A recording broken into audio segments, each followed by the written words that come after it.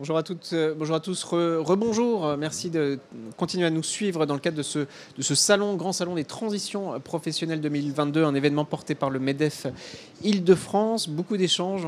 Je vous invite notamment à revoir une table ronde absolument passionnante sur les transitions, les reconversions professionnelles, une table ronde sur laquelle vous interveniez, Stéphane Mas.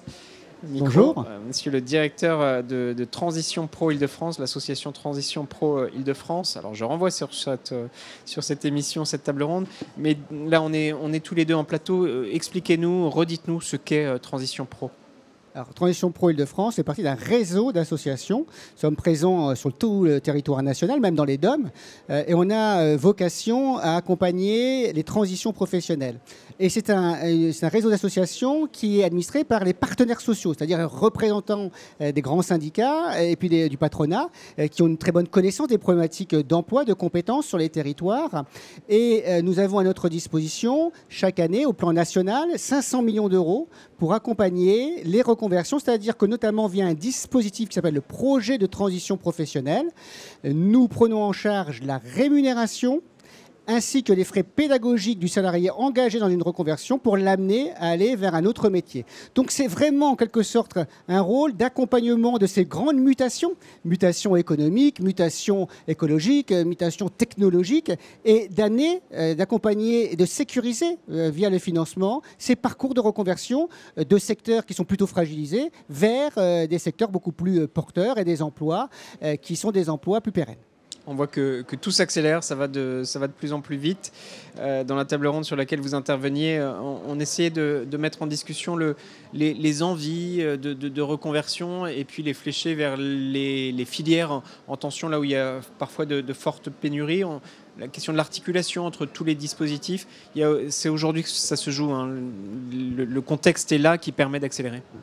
Oui, le contexte est là qui permet à tous les acteurs de travailler ensemble. Parce que la loi de 2018 a aussi donné cette impulsion pour permettre à ces acteurs d'accroître leur collaboration, la co-construction autour, en fin de compte, du salarié, des compétences.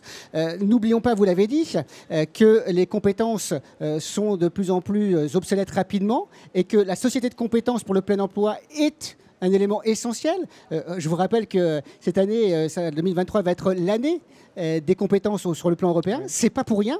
C'est parce que il y a des grands enjeux sur le plan des compétences liés aux mutations. Prenons la filière, par exemple, énergétique. C'est assez extraordinaire de voir ce qui est en train de se passer, aussi bien dans le secteur agricole, qui va être amené à évoluer très, très rapidement, dans le secteur de l'automobile, aussi avec la batterie électrique, mais aussi dans le secteur de l'hydrogène, avec toutes ces évolutions qui amènent à des mutations extrêmement profondes. Et dans plein de domaines, c'est comme ça. Nous avons une accélération des mutations qui s'opèrent. Et si nous voulons une société du plein emploi et du bon emploi, ça passe par les compétences et l'accompagnement des reconversions. Passe par le sens aussi, on l'évoque.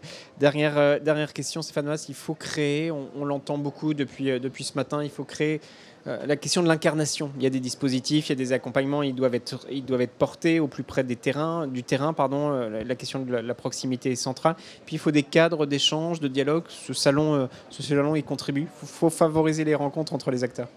Oui, bien sûr qu'il faut favoriser les rencontres. Alors, il faut incarner, et on a plein de belles histoires. Je peux vous dire que tous les jours, j'ai pour ma part des salariés qui ont engagé leur reconversion grâce au projet de transition professionnelle notamment, qui nous écrivent, qui nous disent écoutez, c'est extraordinaire, j'étais auparavant dans une situation relativement, par exemple, précaire, j'étais à temps partiel subi, j'ai décidé d'engager une reconversion, et aujourd'hui, je suis sur un emploi pérenne, je suis mieux rémunéré, j'ai un équilibre professionnel aussi entre vie professionnelle et vie personnelle. J'ai des conditions de travail qui se sont améliorées. Et on voit que toutes ces situations qui étaient un peu compliquées pour certains, eh bien, grâce à la reconversion accompagnée avec les bons acteurs, et nous sommes là tous autour de la table dans ce salon pour accompagner ces reconversions, eh bien, on voit qu'on a des belles histoires à raconter, qu'on soit, excusez-moi du peu, jeunes, vieux, femmes, hommes, des QPV, des grandes villes, des zones périurbaines. On a de très belles histoires qu'il faut qu'on mette en avant pour générer l'envie de se reconvertir et puis surtout aider à passer à l'action. Parce qu'il y a l'envie, mais il y a le passage à l'action et c'est le plus important. Il y a l'envie, il y a le projet et le passage à l'action. Merci beaucoup Stéphane Mas, directeur de l'association Transition Pro Île-de-France. Merci aux équipes du MEDEF Île-de-France d'avoir organisé cet événement. Merci aux équipes techniques d'Acteurs Publics TV de réaliser tous nos échanges. À très vite.